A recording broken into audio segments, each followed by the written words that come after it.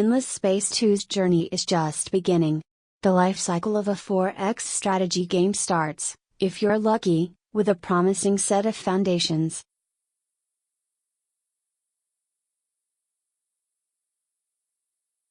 After 6 months in Steam Early Access, Amplitude's stylish game of galactic conquest enters a competitive field with much to distinguish it.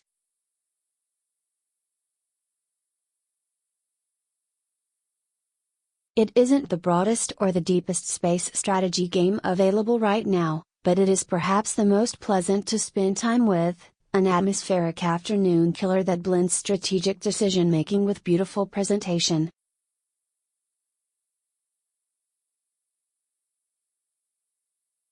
It really is gorgeous. There's a sense of style here that'll appeal to anybody who loves the fantasy of a 4X strategy game but typically finds the presentation dry.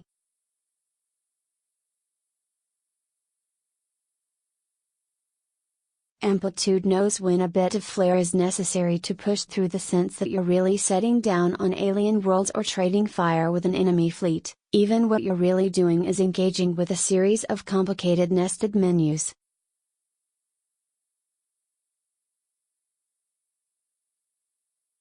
A huge amount of phenomenal artwork, much of it faction-specific, accompanies quests, dynamic events, upgrade trees, and so on.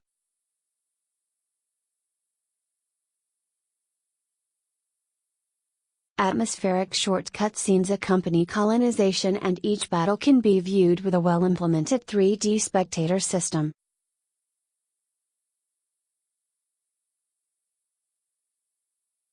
There's even a bit of dramatic cinematography when you zoom in on a newly discovered star system for the first time.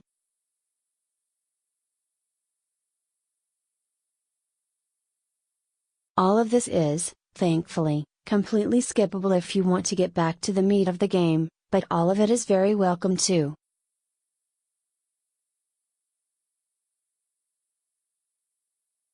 Endless Space 2's soundtrack is great too, as is much of its writing. Each of its 8 factions is meaningfully differentiated not just in how they play, but in the attitudes and themes expressed through their background and the questlines that accompany each.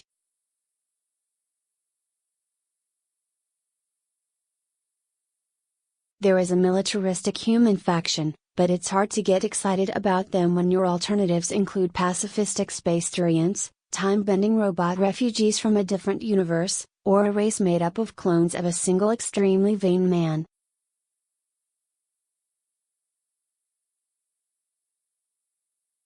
Each race engages in some way with a mysterious substance called dust and a vanished trace called the Endless, which ties them into the history of not just this game but its predecessors, including Endless Legend, the fantasy spin-off.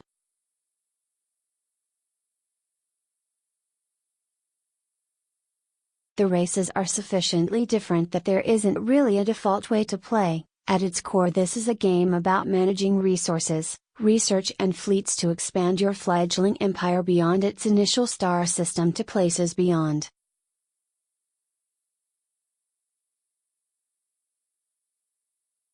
The landscape of the generated galaxy you occupy has the potential to steer your progress, encouraging you to invest in particular tech pathways to make the most of that resource-rich but uninhabitable, for now, volcano world in your home system, or prompting you to build up a defensive force to pacify a nearby minor empire.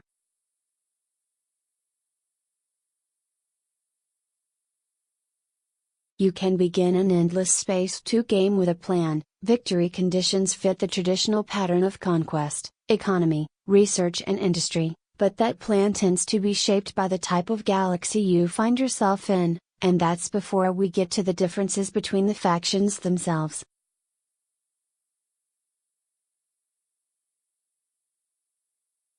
For example, a majority of factions found a new colony by building a colony ship, sending it to a viable world, and founding an outpost.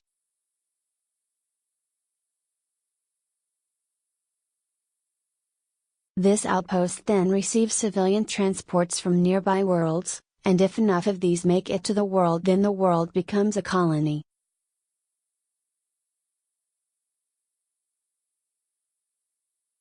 Civilians can be intercepted, blockaded, coerced and destroyed, turning colonization into a race between rivals.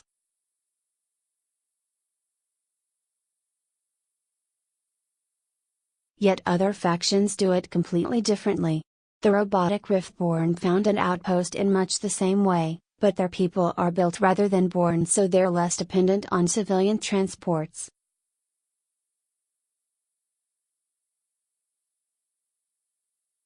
The nomadic Vodayani colonize instantly through the use of vast arc ships that take time to produce and whose loss can be catastrophic.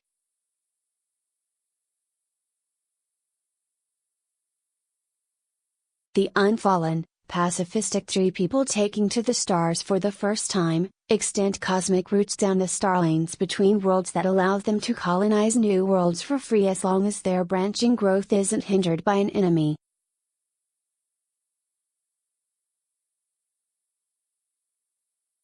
Each of my 4 playthroughs to date has felt meaningfully different as a result of this variety.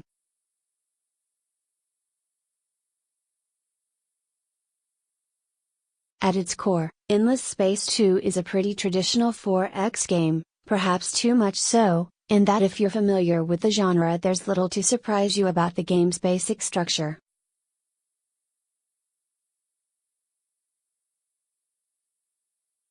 Amplitude's skill, however, is in ensuring that you never interact with the game at that level without encountering some other complicating factor arising from your faction or situation.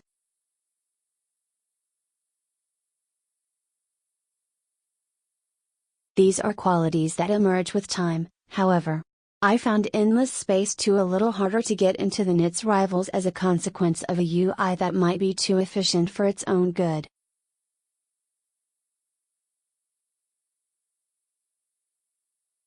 Amplitude's design sensibility has resulted in an interface that is slick, good-looking, and, when you're familiar with the game, quick to use and parse.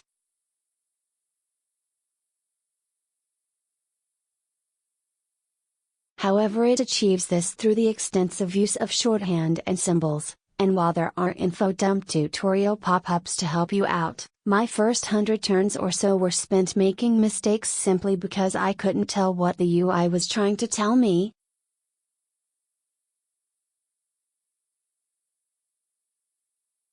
Those frustrating early hours have the potential to put players off, although perseverance is definitely rewarded.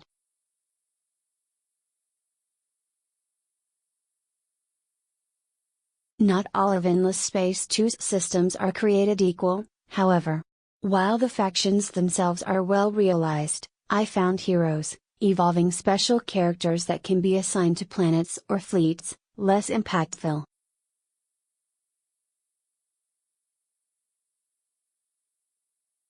These faction-agnostic wanderers emerge from a space station called the Academy that is placed randomly on the map and has its own plot arc, developed over the course of a plot chain.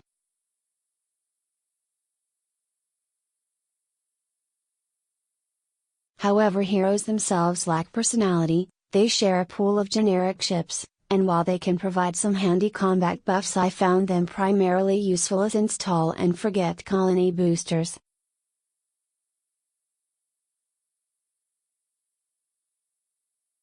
More successful is the political system, which changes the balance of parties within your faction in response to your strategic decisions.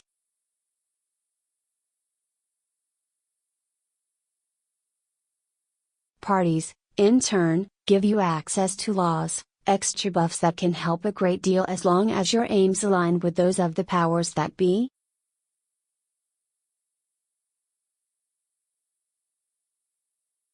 Although I didn't find it particularly hard to make sure that my chosen party retained control, through fair means and foul, the rise of secondary parties as the result of, say, an unexpected war provided meaningful late-game twists.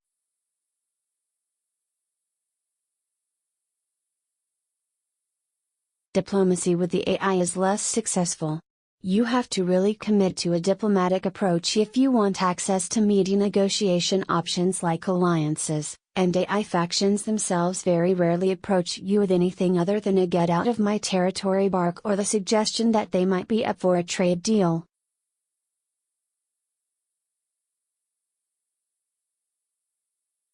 Although I had a strong sense of my own civilization, I can't say that the AI ever manifested a personality beyond the top-level traits of their faction.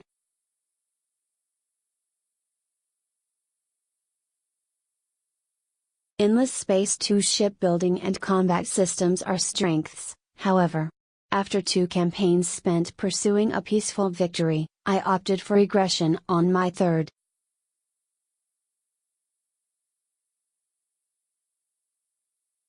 As the Vodayani, I ended up in a protracted early conflict with the Cravers, insect cyborgs that like to eat people.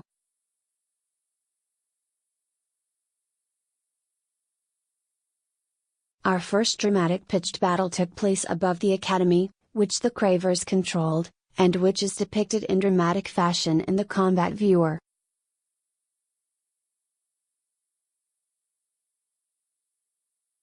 The Craver ships were geared entirely for short-range combat, while I had taken a more versatile approach.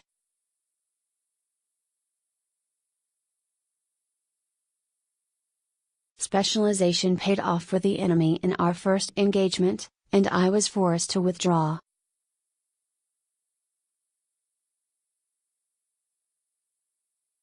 I changed my strategy, opting for a tactic that allowed me to send one flotilla down the middle at close range while keeping my other at a distance.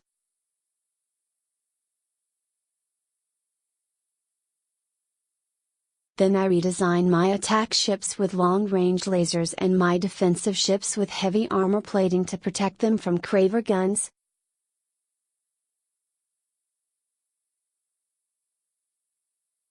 I sent the fleets back in, offering the defensive ships to the enemy as a distraction while my long-range guns took them apart.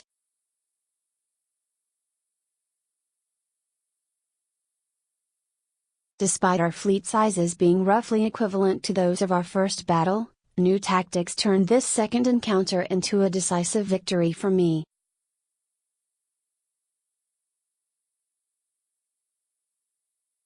This is a real positive in a genre where war too often comes down to the size of your army, not its composition.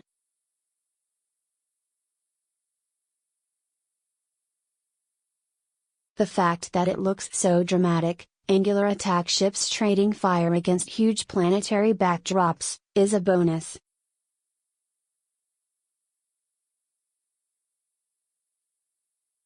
Although Endless Space 2 will inevitably be a heavily patched and expanded upon game, it definitely needs polish and refinement.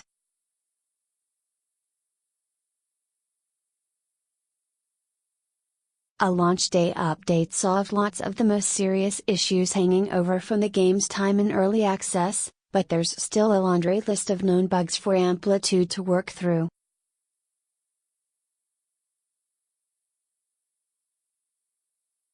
While some of these are edge case glitches that only affect players in certain situations, more serious problems with the game getting stuck during the in-turn sequence and broken saves persist.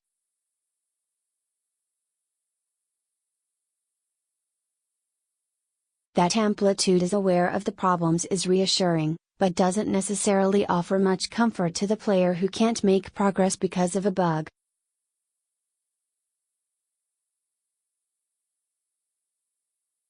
Endless Space 2 is a good game, but there's no getting around the fact that it'll be a better game in 6 months.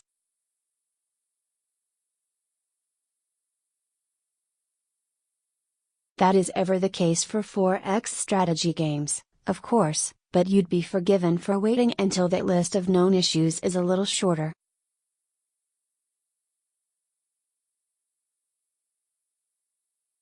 Update: another round of patch notes includes fixes for 2 issues cited here, getting stuck during the in-turn sequence and broken saves.